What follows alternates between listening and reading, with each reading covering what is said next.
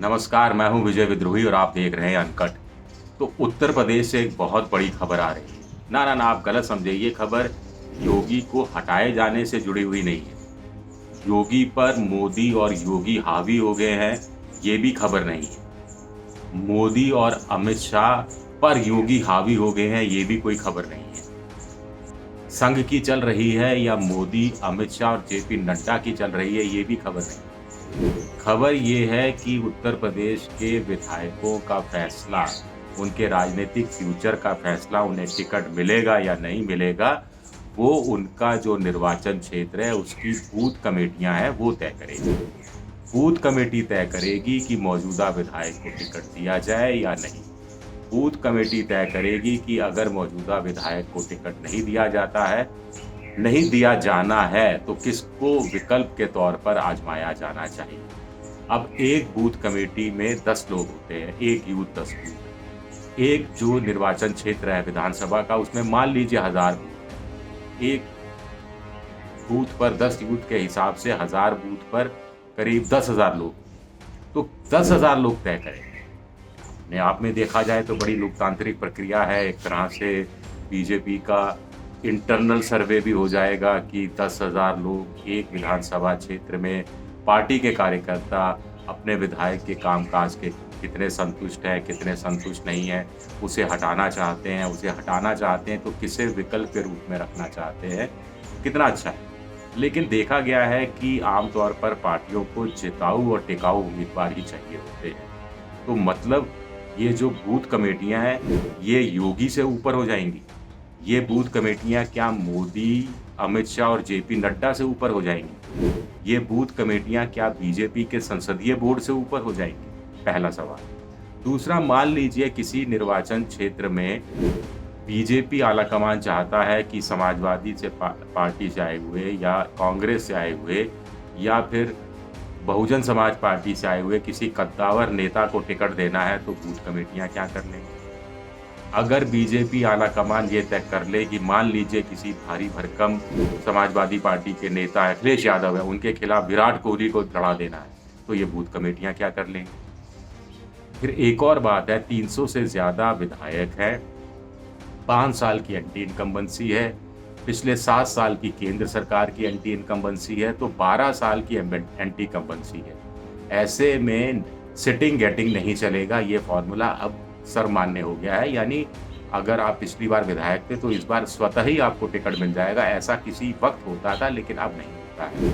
अब कहा जाता है कि आधे से ज़्यादा विधायकों के टिकट काट दो, मंत्रिमंडल में तो 3/4 मंत्रियों के टिकट काट दो, तो राह चुनाव जीतने की आसान हो जाती है, क्योंकि लोगों का गुस्सा, असली गुस्सा अपने मंत्रियों के, अपने इलाके के मंत्रियों के प्रति होता है, अपने इलाके के विधायकों के प्रति होता है। और विधायक का टिकट कट जाए, मंत्री का टिकट कट जाए, तो जनता के कलेजे में ठंड पड़ती है। उसे लगता है कि उसका बहुत बड़ा बदला पूरा हो गया और उसका गुस्सा खत्म हो गया। तो ऐसे में पार्टी आलाकमान तो चाहेगा कि कम से कम 50% विधायकों के टिकट कटे, लेकिन अगर बूथ कमेटियां ये नहीं चाहेंगी तो फिर क्या होगा? बूथ कमेटियां मानकर चलें कि विधायकों के थोड़ा-थोड़ा प्रभामंडल उनका रहता है, काम भी होते हैं, जो बूथ कमेटी के लोगों के विधायक ही करवाते हैं, जहाँ मंत्री हैं वो करवाते हैं, जो उप मुख्यमंत्री हैं वो करवाते हैं, तो थोड़ा एहसान सा रहता है, थोड़ा पूर्वाग्रह भी रहता है। तो ऐसे में बूथ कमेटियां क्या इंसाफ कर पाएंगी? ये एक बड़ा सवाल। एक और बड़ा सवाल है कि आप लोकतांत्रिक प्रक्रिया जितनी ज़्यादा खोलते हैं उम्मीदवारों के चयन में, उतना ज़्यादा बखेड़ा खड़ा हो जाता है, क्योंकि हर आदमी ये सोचता है कि साहब चुनाव तो मैं ही निकाल सकता हूँ, मेरे को ही जनता यहाँ की सबसे ज़्यादा समझती है, मैं ही विकास काम करा सकता हूँ, दूसरा तो कोई चुनाव जीत ही नहीं सकता। जो जीता भी था पिछली बार वो तुप्पल में जीत गया था, इस बार तो उसका हार तय है, मैं ही सीट निकाल सकता हूँ। ऐसे में महत्वाकांक्षाएं बढ़ती हैं। हमने 2-3 उदाहरण देखे थे। राहुल गांधी ने युवक कांग्रेस में चुनाव कराने की प्रक्रिया शुरू की थी, तब कैसी जूतों पैजार हुई थी। राजस्थान में एक बार उम्मीदवारों के चयन, विधायकों के चयन के लिए केंद्र से पर्यवेक्षक भेजे गए थे, जो ज़िले-ज़िले जाते थे, निर्वाचन क्षेत्र में जाते थे और वहाँ कार्यकर्ताओं के साथ सामूहिक बैठक करते थे। वहाँ होता ये था कि जितने संभावित उम्मीदवार थे, सब अपने-अपने हिस्से के कार्यकर्ताओं को भेज देते थे और वहाँ नारेबाजी शुरू हो जाती थी, कुर्सियाँ उठा-पटक शुरू हो जाती थी, तंबू उखाड़ दिए जाते थे और पर्यवेक्षकों को भागना पड़ता था।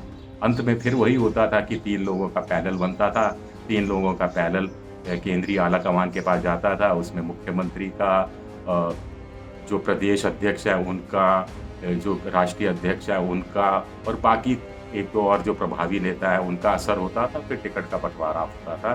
तो क्या बूथ कमेटियाँ ने अगर अपने विधायक के नाम पर टिक नहीं लगाया और विकल्प एक तो विकल्प होगा नहीं। आखिर हमने कहा कि एक विधानसभा क्षेत्र में मान लीजिए 1000 बूथ हैं, 1000 बूथ कमेटियाँ हैं और हर कमेटी में 10 लोग हैं, 10,000 लोग हैं, तो 10,000 लोग किसी 1 आदमी, 2 आदमी पर तो सहमत होंगे नहीं। फिर 3, 4, 5 लोगों की लिस्ट बनेगी, उसके आधार पर फिर आला-कमान ओके करेगा कि किसको टिकट देना है या किसको टिकट नहीं देना है। तो जिसको नहीं टिकट मिलेगा वो नाराज़ होगा, बूथ कमेटी के लोग भी नाराज़ होंगे कि देखिए हमारे आदमी को हमने प्रस्ताव किया था, उसको टिकट तो मिला नहीं, दूसरे को दे दिया। तो कुल मिलाकर कहानियाँ उलझती चली जाएँगी। तो मोटे तौर पर बूथ कमेटियाँ विधायकों के भविष्य का फैसला करें, इससे अच्छा तो यही है कि इंटरनल सर्वे किसी एक निष्पक्ष एजेंसी को दे दिया जाए, वहाँ से फीडबैक आ जाए।